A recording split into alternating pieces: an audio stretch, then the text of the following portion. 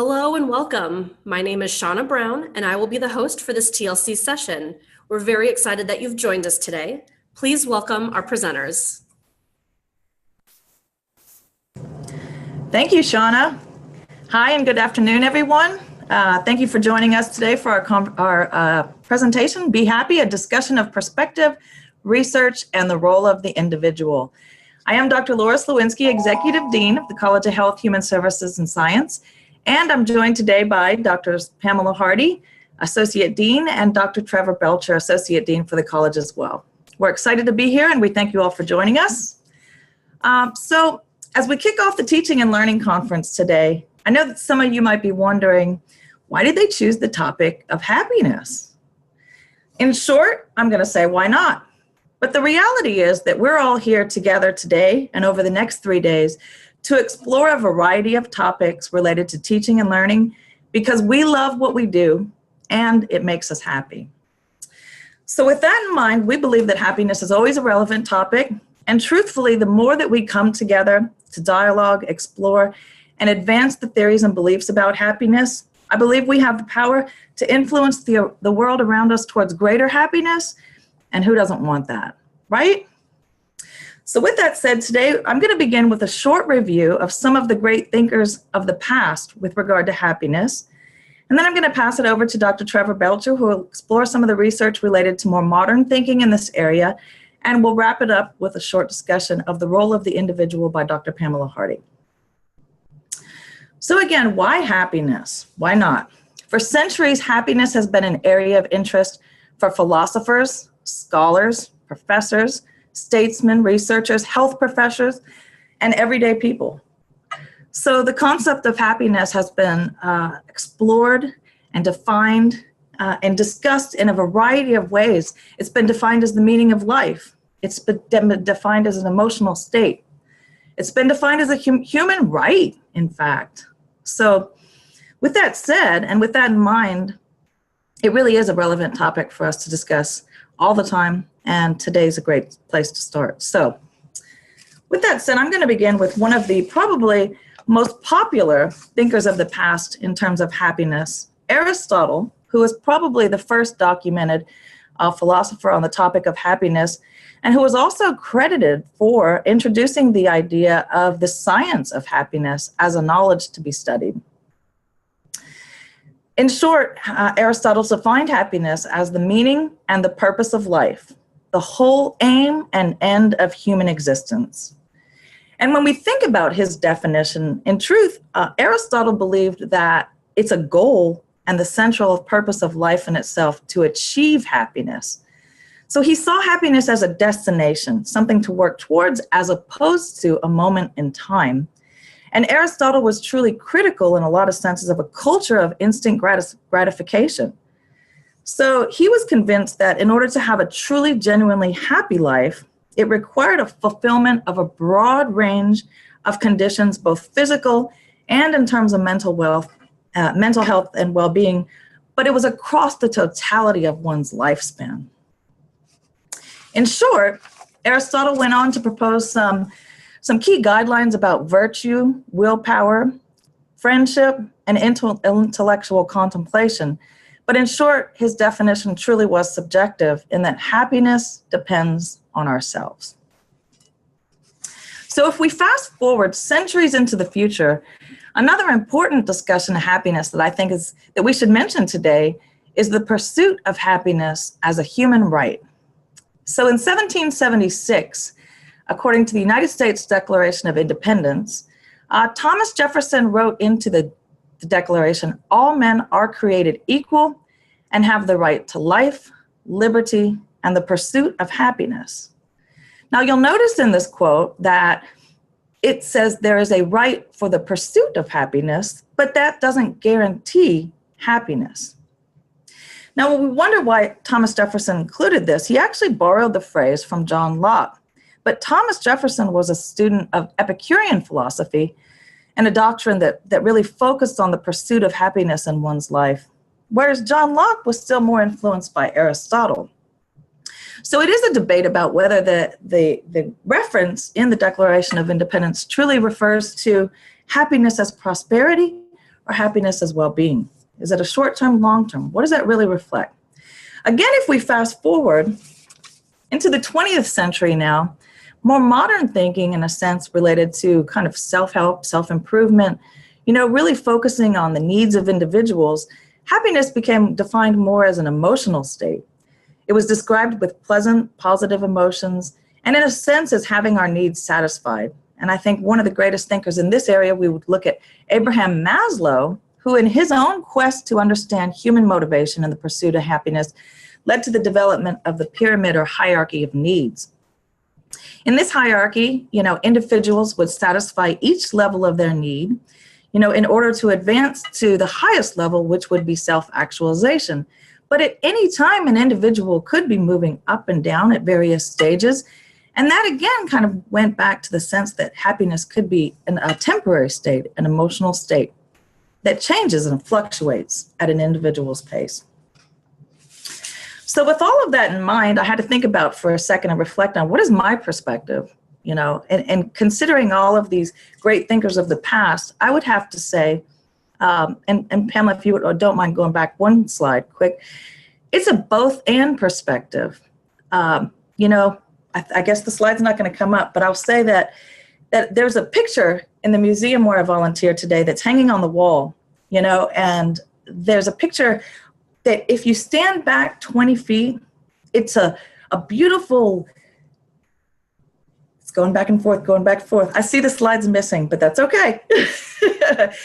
And it's so intricate, but what you see is this great design.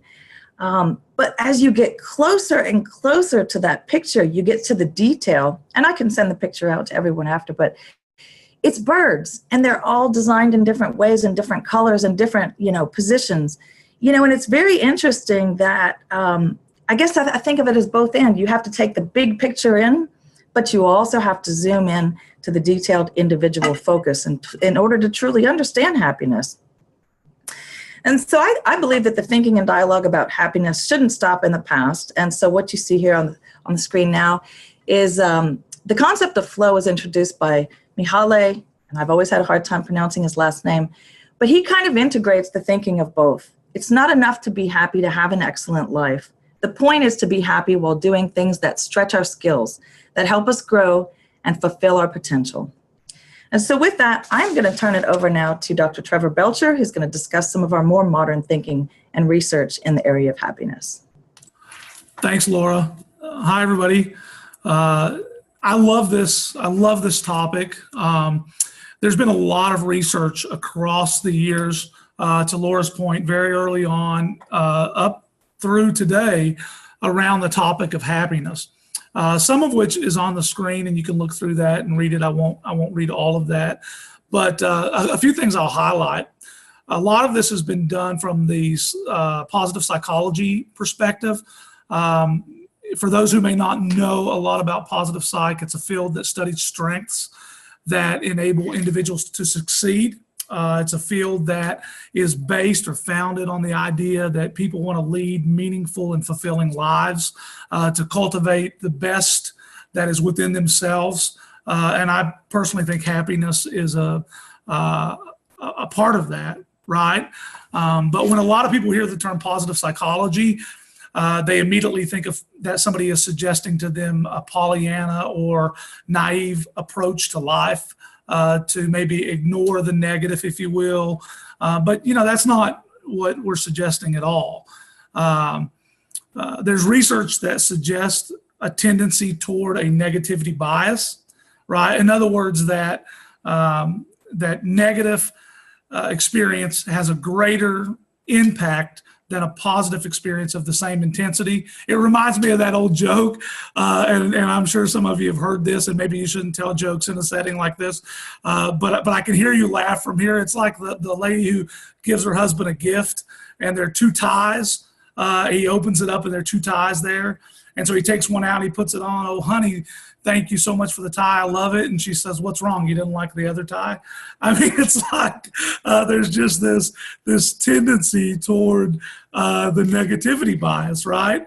And so what we're suggesting here is that we as individuals can cultivate happiness that we can take steps that move us toward happiness, whatever that means for you or me or Dr. Sliwinski, Dr. Hardy. We can all take those steps. And there's a lot of things going on in the world. Certain things I think that threaten happiness. For example, we have the obesity epidemic, the opioid crisis. There's just a lot of things, right, on a larger level or even a personal level that could take our attention and we could gravitate to focus there. But the flip side of that is, and again, what we're trying to highlight and stress, we have a role in our happiness. And so to talk more about that from an individual perspective, I'm going to turn it over to Dr. Pamela Hardy. Thank you so much, Trevor. When we look at happiness, first I want to read the quote, the role of the individual. Most folks are usually about as happy as they make up their minds to be. So when we really think about happiness, being happy is a natural byproduct of seeing the possibilities of designing your ideal life by thinking beyond your current belief system. The secret of happiness is eliminating or managing, as Trevor discussed and as Laura discussed, all sources of negativity, frustration, while discovering new energy and joy. So, I had to do this quote because when we think about coaching and a coach, we think about a football coach. So I actually quoted this individual and wrote his quote: "Each person holds so much power within themselves that needs to be let out. Sometimes they just need a little nudge, a little direction, a little support, a little coaching, and the greatest things can happen." And that's really what coaching is. So when we look at coaching and therapy are distinct in many ways, and it's important to draw a clear line between them.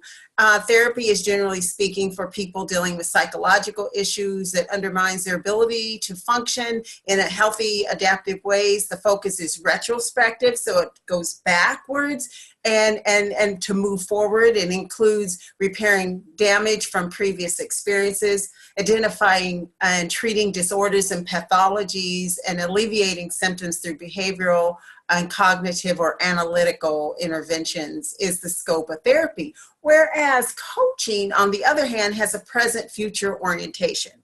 It focuses on goals and desired outcomes, draws on the client's potential strengths, as Trevor was talking about earlier about the strengths of positive psychology, the strengths and skills to maximize fulfillment in life and in work. And even though both approaches rely on developing awareness and developmental issues, therapy relies on awareness of past experience to bring about healing in the present, and coaching sheds light into unseen possibilities and strengths, and thus linking awareness to action. So when we want to start looking at some ideas of 9 ways to feel more joy, we thought we'd give you a little tidbit of some ways to start feeling joy or happiness, or whatever you determine it may be. When we look at number 1, buy yourself some bliss. Well, how do you buy yourself some bliss? Well, purchasing things like television, clothes, and coffee pots, and they won't make you happier overall. However, buying experiences that maximize happiness, research shows that people who purchase concert tickets or a series of crochet lessons, depending on your thing, maybe it's bass guitar lessons, I don't know, simply a Tuesday dinner, or are happier than those who spend their money on possessions. Because as we know, possessions they make you happy at that moment, and then later it's like, oh, on to the next. The payoffs is basically in the social bonding. It's in the social bonding that you get going out to dinner and having the concert and having that experience with people. And that's really what we want as we think about the ways of being happy and joyful. Number 2, being bullish about your me time. Well, a study of 500,000 women and men in 72 countries found that happiness dips when women are about 40 and men are about 52. And it comes roaring back as they approach 50, women for sure. Research has yet to explain the bliss boomerang effect. Women tend to get squeezed between, raising children and then the aging parent. So a lot of times women feel like they are getting left out. And a good reminder here is an example. And this is a big one for me, because when I coach individuals and I talk about, we're in an airplane, and you all know this, when, if the mask comes down, they don't say, oh, put it on your child. They say, put it on you. They put it on you because if you put it on the child, you pass out. Then what happens? The child has no one to take care of them. So I'm saying this about this piece. It is, putting yourself first, then you can take care of everybody else. Number 4, it's actually number 3, sorry. Basking in what is already great about you. What is great about you? And I want you to think about that. And because we're always in this route of changing and making better, but what about the joy that, you have of where you are and being grateful for that? Number 4, make tough stuff great. Yes, even broken bones have a silver lining. It is finding the good in everything. It's like, okay, well, this happened to me, and how has my life improved because of it? You can always find good in something. Number 5, being generous with your time. Well, research has shown that giving to charity brings more happiness than spending money on yourself. And some would say maybe that's not true, but when you have the ability to change somebody's life, it makes you feel good when they feel good. 6, spend 21 minutes focusing on your relationships. I find this an interesting place to be, because we spend more time taking care of our vehicles, changing our oil and doing all this thing, all these different things than we do on our relationships. So researchers at Northwestern University tracked the marital bliss of 120 couples. And they had, all it took was 7 minutes. And they had these 3 questions. And these three questions revolve around: how would a neutral party view your recent marital past?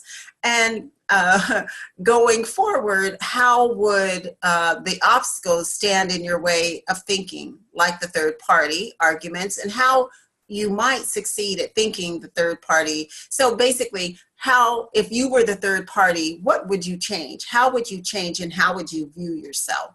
And so, believe it or not, couples who evaluated themselves this way, they had less arguments, induced stress, higher levels of happiness and passion than those who did not take the quiz at all. 3 questions. So spending 7 minutes improves your life. Number 7, try a tearjerker. Ohio State University found that watching a tearjerker and people experiencing more sadness during the movie reported feelings of happiness after the movie. Number 8, find a way to bring joy to your commute. Now, we all know that commuting can be very boring and really not fun. However, it's what you do with what you have. People who walk or ride a bike to the office may be happier than those who drive or take the bus, according to a 2012 study of 800 people in Portland, Oregon. Commuting is actually a good time for built-in introspection and reflection. And so it gives you that time that you can shut down, think about your life, figure out what you're grateful for, or just, whatever, introspection of the day or of your life. Crank up the tunes. I don't know how people go up and down the road without that music. So listening to music releases dopamine. It's a mood enhancer. It changes your mood. And so that is definitely something, the way people drive today, you may want to really turn them up. 9, fake it until you feel it. Flashing a grin slows down the heart rate, and during stress, and it basically just chills you out. So those are the 9 ways to feel more joy. And then this is a happiness check. I'm just going to summarize it. Lean on one another. Keep the faith. Feel good about yourself. Give back. Show or feel gratitude. Get away. Do something different than your norm. You don't have to always do the same thing.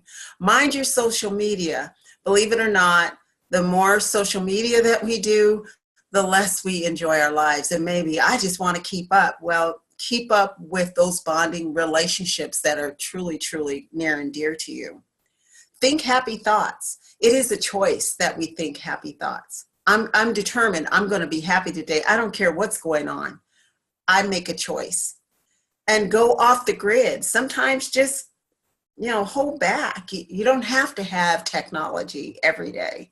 Spend a day reading a book or just playing games, whatever it is, riding a motorcycle, mountain climbing, I don't know, whatever that makes you feel good.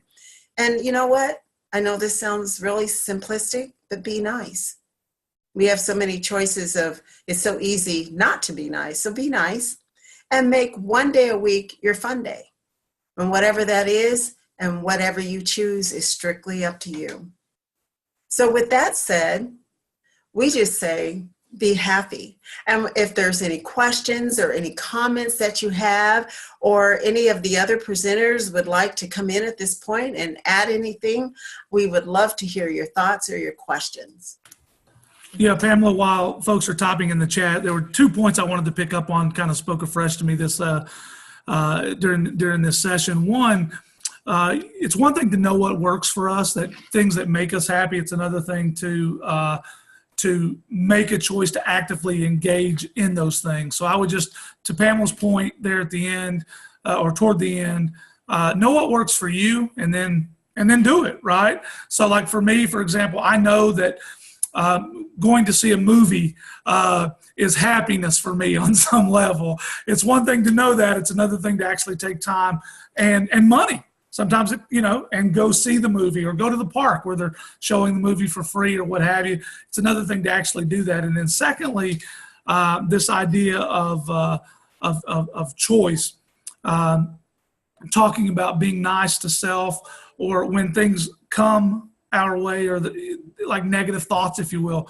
maybe just using this technique that says, stop it, stop that. Don't let your mind go there, and redirect that toward a more positive or constructive or happy thoughts, if you will. And two of the happiest folks I know, at least here at work, are in this session with us today. And so if you've worked with Dr. Hardy or Dr. Sliwinski at all, they'll bring a smile to your face. And so I just wanted to add those two things. Can I add something to that, Dr. Belcher? I want to say, when I say happiness is a choice, it's work. It's so easy to be negative. It takes no work whatsoever. It takes work to be happy. You have to find, like Dr. Belcher said, you have to find what it is. And as a coach, a lot of times people already have the answers already. Our task is to go in and ask the powerful questions to get people unstuck. It is because I'm overweight that I'm not happy. Well, what about being grateful for the body that I'm given? I may not be where I want to be, but I'm definitely not where I was. So my feet move my body. I just have to find things that I'm grateful. So each morning, and I kid you not, this is what I do. When I turn my feet to hit the floor, I say thank you, because I could not get up that morning. And so I just say thank you. Simple things. They don't have to be great big things.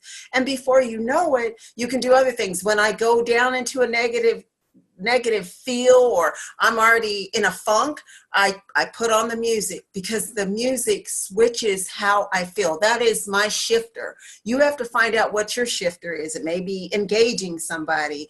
It may be, like Trevor said, going to the movie or the park, but you find out your individual shifters, because during the day, I have to sometimes get up from my computer and say, okay, shift. Even if it's 4 minutes, I'm going to go turn some music on and move and do something. And then I shift, and then I come back and I'm good to go. Yeah, I think intentional small efforts, right? Intentional small efforts can help make all the difference. Yeah, and I'll just add at this point, we intentionally wanted to leave a little bit of time at the end, kind of circling back in the spirit of advancing the thinking in this area. We'd love it if any of our guests here today wanted to jump on and share from your perspective about happiness. What makes you happy? What should people think about? What do you do? And if not, that's okay too. I will share with you that I'm tuning in today from Disney World, which is one of the happiest places in the world. And I'm looking out the window at all these boats and people going by. And, you know, I do have to say, just seeing it makes me happy. I can't wait to get out there. But anybody want to jump on with us?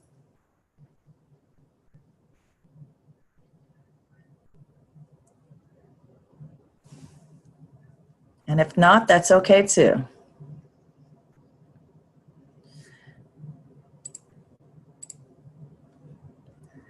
I see Teresa likes to camp and to read to be happy. Camping is a great fun. Thank you, Teresa.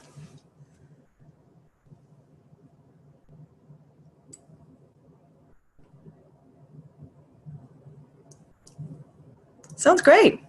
Well, we're okay to wrap up then. Thank you guys again for joining us and making us a part of your teaching and learning conference experience. And I'll turn it back over to Shauna.